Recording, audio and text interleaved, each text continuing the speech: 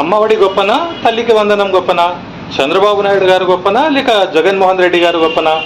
అసలు తల్లికి వందనం ఆవిష్కరించింది లోకేష్ బాబునా లేకపోతే అమ్మ ఒడినే కాపీ చేసి తల్లికి వందనం చేశారా?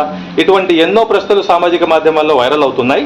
దీనికి శాస్త్రీయంగా రాజకీయంగా పూర్తి విశ్లేషణ మీ ముందు పెడతాను. ఒక లాంగ్ వీడియో కూడా పెడుతున్నాను. కాకపోతే ఈ షార్ట్ వీడియోలో మీరు కొన్ని విషయాలు మీ ముందు పెడతాను. అడ్వకేట్ సాదీక్షక్ యూట్యూబ్ ఛానల్ని ఖచ్చితంగా లైక్, షేర్, సబ్స్క్రైబ్ చేయగలని కోరుతున్నాను.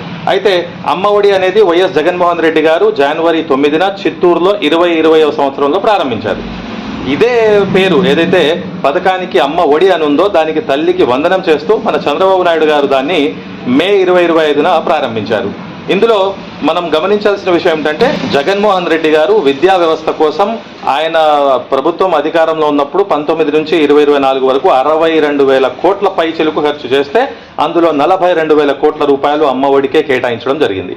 మనం ఇక్కడ గమనిస్తే చంద్రబాబు నాయుడు గారు 10,000 కోట్లు రిలీజ్ చేసి అందులో 1,300 కోట్లు పాఠశాలల ఏదైతే మెయింటెనెన్స్ ఉందో దానికోసం కేటాయించేశారు.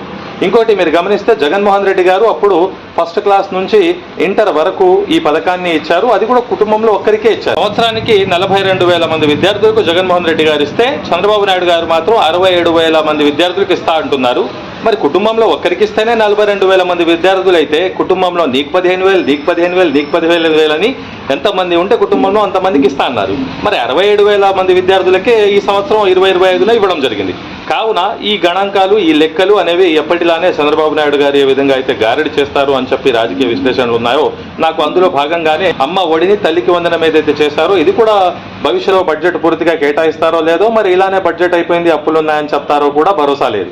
అయితే పూర్తిగా 42,000 కోట్లు కేటాయించిన జగన్మోహన్ రెడ్డి గారి గొప్పే తప్ప స్టార్టింగ్లో ఉన్న చంద్రబాబు నాయుడు గారిని చెప్పడం ఏదో గొప్పలు చెప్పుకోవడం అనేది అది నాకు తెలిసి అంతగా కరెక్ట్ కాదు. ఇంకోటి మనం ఇక్కడ గమనిస్తే లోకేష్ గారు తల్లికి వందనం స్కీమ్కి ఆవిష్కరించారు, ఆయన రూపకర్త అని చంద్రబాబు నాయుడు గారు ఒక సీఎం తండ్రిగా కొడుకు మంత్రిని ప్రశంసించడం మనం రాజకీయాలకు అతీతంగా దాన్ని మనం ప్రశంసించిన వాస్తవంగా ఈ స్కీమ్ కాపీ కొట్టారు.